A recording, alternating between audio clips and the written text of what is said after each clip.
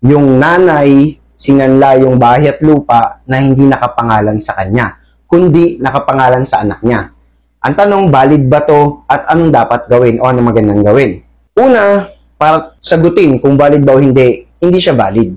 Kasi para kang nagsangla ng cellphone ng kapitbahay mo, tapos ikaw yung tumanggap ng pera. So technically and legally, hindi to valid.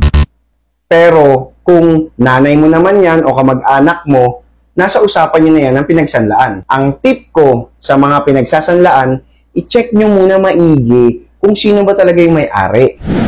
At huwag kayong papayag nang hindi nyo makikita yung mga dokumento, lalo na yung titulo, kasi kailangan yun makita at karapatan yun.